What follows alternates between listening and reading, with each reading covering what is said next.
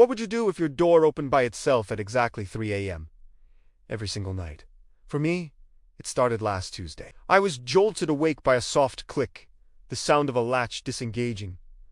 I sat up in bed, my heart thumping against my ribs. The bedroom door, which I always shut tight before sleep, was now slightly ajar. A sliver of darkness from the hallway stared back at me. I told myself it was the wind, a draft, an old house settling.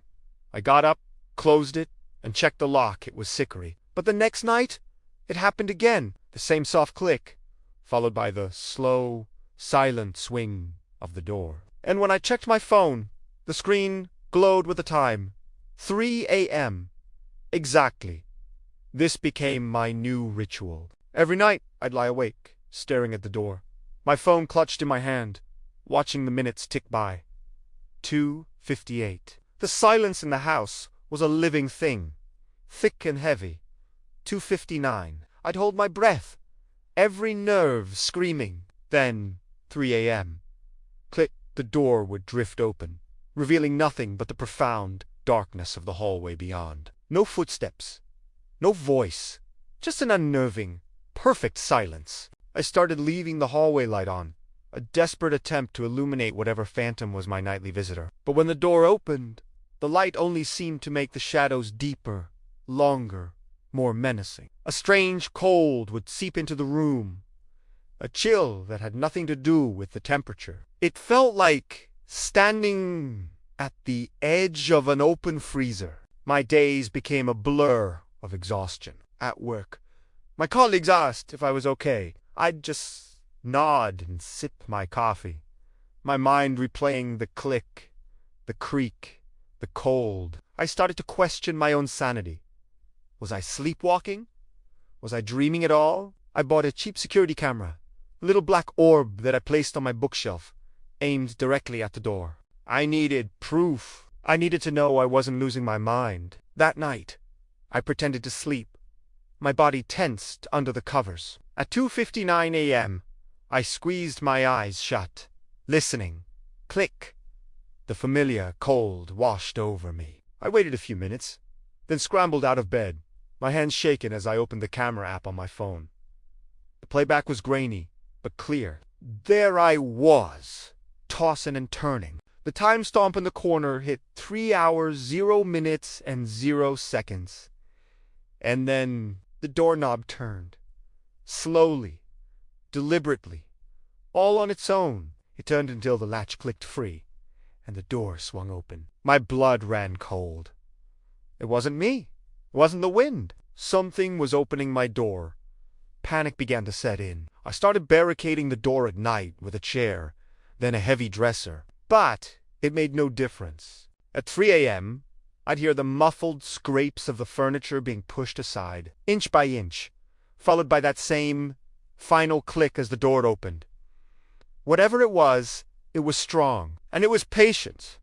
The lack of sleep was hollowing me out. I started seeing things in the periphery, a fleeting shadow darting down the hall, a flicker of movement in the reflection of a dark window. I'd hear whispers that sounded like static, so faint I could never be sure they were real. The house, once my sanctuary, now felt like a cage. I was a prisoner, waiting for my unseen warden to make its nightly rounds. I spent hours online, searching for doors opening on their own, hauntings, poltergeists.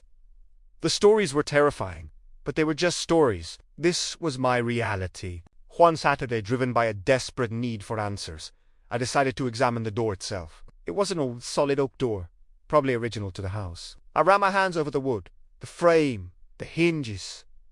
Everything seemed normal, but then I felt it near the bottom, on the side that faced the hallway. My fingers brushed against a series of small, deep scratches. They were hidden in the dark grain of the wood, almost invisible. I knelt down, shining my phone's flashlight on them. They weren't random marks. They looked like tallies, dozens of them gouged into the wood, and below the tallies, a single word was crudely carved. It was faint, worn down by time, but I could just make it out. It read, "Don't." My breath caught in my throat. Don't what? Don't open the door. Don't leave. A new kind of fear, colder and sharper than before, pierced through my exhaustion. This had happened before. Someone else had lived in this room, had experienced this same nightly terror. They had tried to leave a warning, but who were they warning? And what were they warning against? My gaze fell to the lock. It was a modern brass fixture, something I'd never paid much attention to, but the strike plate on the door frame was ancient, pitted, and dark. It looked like it had been replaced many times. This wasn't about getting in. The scratches, the word, they were on the outside. A horrifying realization began to dawn on me. The warning wasn't for me, sitting inside the room. It was for whatever was out there in the hall. It wasn't trying to get in. It was trying to get Asterix out. Asterix, the barricades, the locks. I hadn't been keeping something out. I had been locking it in with me. The cold that seeped in every night wasn't from the hallway. It was flowing out of my room. All this chimia had been staring at the door, waiting for something to enter. I never once thought to look behind me. That night, I didn't sleep. I didn't even try. I sat on my bed, my back pressed against the headboard, and I stared not at the door, but at the darkest corner of my own room, where the shadows were the deepest, where the wardrobe stood silent and imposing. 2:58. The air in the room grew still, heavy. 2:59.